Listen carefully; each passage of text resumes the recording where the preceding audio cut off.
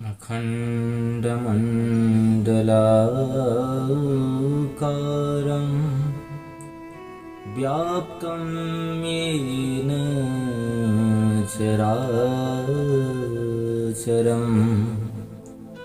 तत्पदं दर्शितं येन तस्मै श्रीगुरुवे नमः। ध्यानमूलं गुरुमूर्ति पूजामूलं गुरुपदं मन्त्रमूलं गुरुर्वाक्यं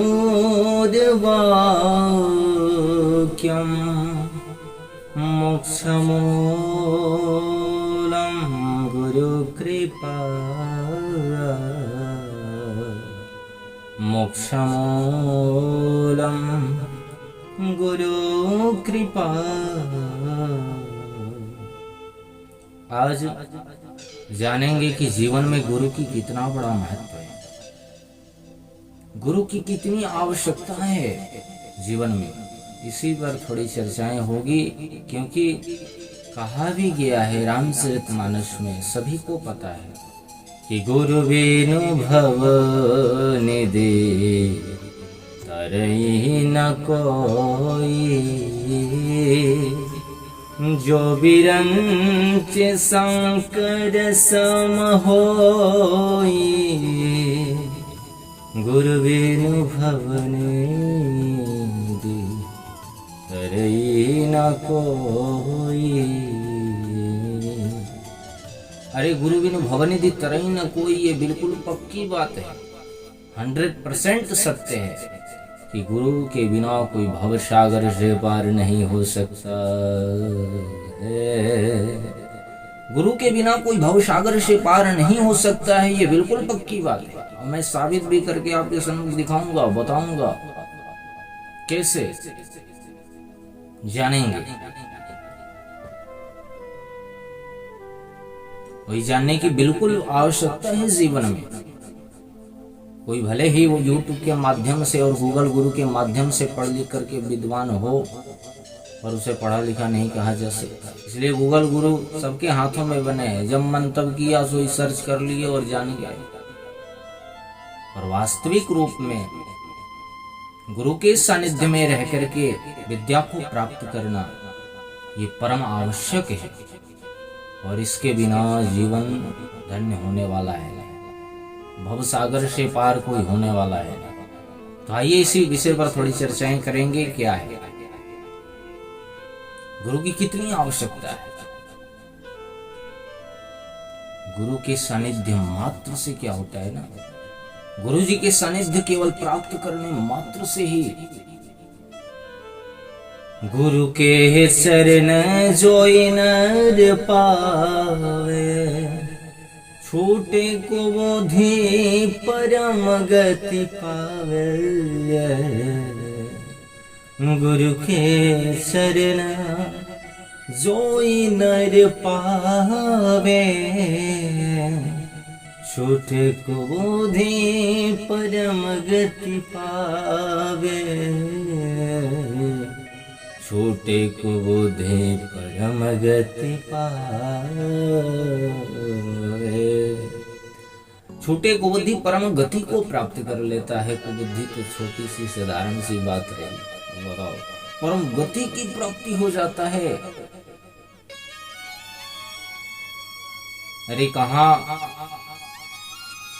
अनंत गुना फल की प्राप्ति तब होता है भगवान के श्री चरणों से जुड़ने मात्र से, गुरु के ही सानिध्य से, क्योंकि गुरु और भगवान में कोई अंतर नहीं होता, अंतर नहीं निमेषित। अरे गुरु और भगवान दोनों बराबर ही हैं। कैसे?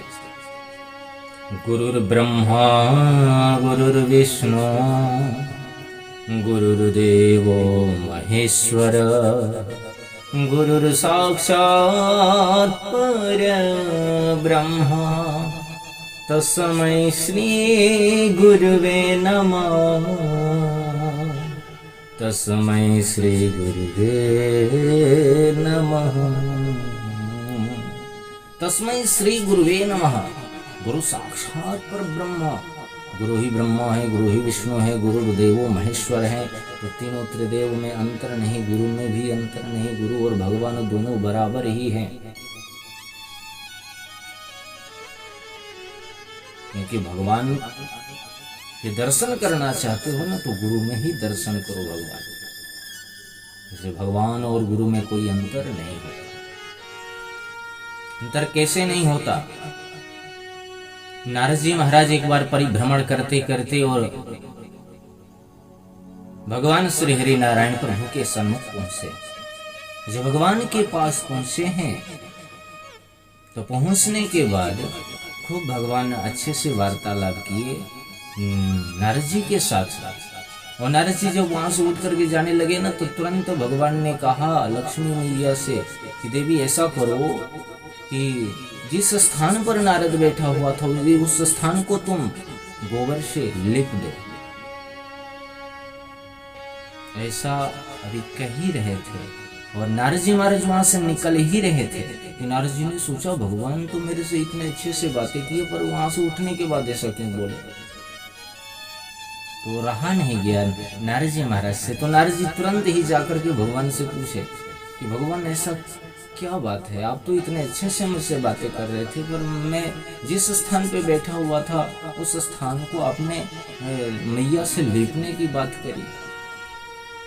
तब भगवान ने कहा नारद तुम निगुरा हो, अर्थात तुम्हारा कोई गुरु नहीं है और जिसका कोई गुरु नहीं होता उस स्थान पे वो व्यक्ति बैठ जाता है तो स्थान बिल्कुल अपवित्र हो जाता है, अशुद्ध हो जाता है। इसलिए मैंने गोबर से लेपने की बातें करी। गोबर तो बिल्कुल विशुद्ध होता है। नारद जी महाराज ने कहा तो भगवान मैं किसको गुरु बनाऊं, मेरे को कुछ समझ में नहीं आता, आप ही बता दीजिए भगवान। भगवान ने कहा ऐसा करो जो तुम मृत्यु लोक में जाओ, वहां जो कोई भी पहले तुम्हें मिले उसे ही तुम गुरु बना लेना। ठीक है। भगवान जब नारद जी महाराज भगवान श्री हरि नारायण प्रभु के कहने से मृत्यु लोक में आए और जब जैसे ही मृत्यु लोक में आएगी एक आगे से मछुआरा मछली मार करके आ रहा है। अब सबसे पहले मछुआरे आगे बढ़ गया। नारद जी महाराज आश्चर्यचकित रह गए। सबसे पहले मछुआरा आगे पड़ा, इसे मैं क्या गुरु बनाऊं, इसको तो कुछ आता जाता है नहीं, तो मछली मारने वाला, क्या करूं क्या ना करूं। इसी विषय में चर्चा विचार करने लगे नारद जी महाराज। और विचार करते करते फिर सोचा नहीं, भगवान ने कहा है गुरु अवश्य बनाना चाहिए। तो मछुआरे से कहा नारद जी ने कि आप मुझे अपना शिष्य बना लो। मछुआरे ने कहा, हंसने लगा मछुआरा, अरे हम तुम्हें अपना शिष्य बना ले, ऐसे कैसे, हमें तो कुछ आता जाता है नहीं, तुम मेरे शिष्य कैसे बनोगे। नहीं आप मुझे अपना शिष्य बना लो। तब नारद जी महाराज दौड़े भागे और तुरंत ही पहुंचे भगवान श्री हरि नारायण प्रभु के पास और जाकर के कहा भगवान मुझे मृत्यु लोक में सबसे पहले मछुआरा मिला, मैं उन्हें कैसे गुरु मानूं, उन्हें तो कुछ आता जाता है नहीं, क्या करूं। भगवान ने कहा तू गुरु के ऊपर इतना संदेह कर रहा है, गुरु का तू निंदा करता है, जाओ मैं तुझे श्राप देता हूं, तू 84 लाख योनियों में भटकता रहेगा। जहां मैं तुझे श्राप देता हूं तू 84 लाख योनियों में भटकता रहेगा। ऐसा भगवान ने श्राप दे दिया। गुरु मान बैठे थे नारद जी महाराज, अब क्या करे, और पश्चाताप तो रहा ही उनको कि मैंने कैसे गुरु बना लिया मछुआरे को, क्योंकि इन्हें तो कुछ आता जाता है नहीं। तब बड़े दुखी रह गए नारद जी महाराज और दुखी होकर के बोले भगवान मुझे क्षमा कर दीजिए, मुझसे गलती हो गया। भगवान श्री नारायण प्रभु ने कहा जा तू अपने गुरु से ही समस्या का समाधान मिलेगा तुझे। तुरंत ही नारद जी महाराज दौड़े भागे अपने गुरुदेव मछुआरे के पास आए और सारी समस्याएं बताई। तो गुरुदेव ने कहा कि जब तुम्हें भगवान ने श्राप दिया तो तुम्हें उसी वक्त कहना चाहिए भगवान अब मुझसे गलती हो गया, आप 84 लाख योनि का कोई चित्र बना दीजिए जिस पर मैं भ्रमण कर लूं और जिससे मैं मुक्त हो सकूं।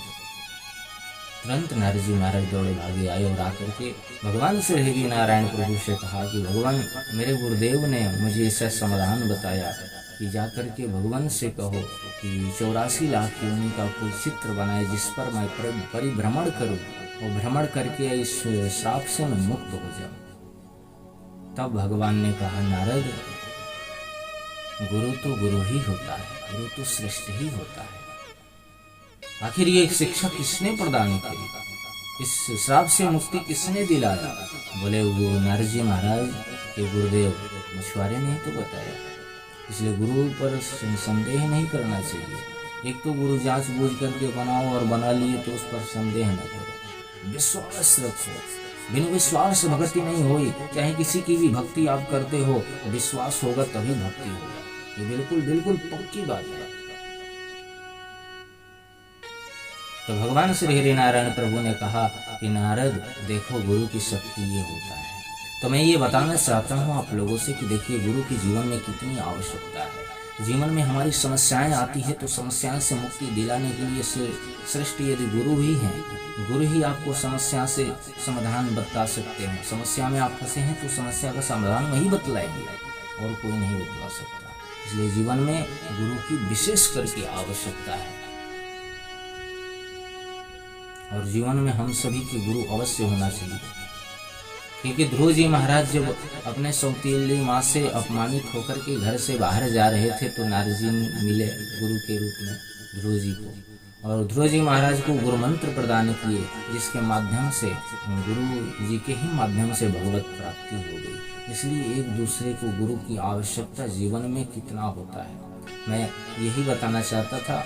ऐसे तो गुरु की चर्चाएं करें तो बहुत है, और घंटों 2 घंटों 4 घंटे 5 घंटे तक भी चर्चाएं हो सकती है, पर संक्षिप्त रूप में मैं बताना चाहता हूँ यही कि बस गुरु की जीवन में कितनी आवश्यकता है, इससे समझने की आवश्यकता है कि गुरु साक्षात गुरु तो वही होता है जो जीवन के अज्ञान के अंधकार को ही समाप्त कर दे, वह गुरु है।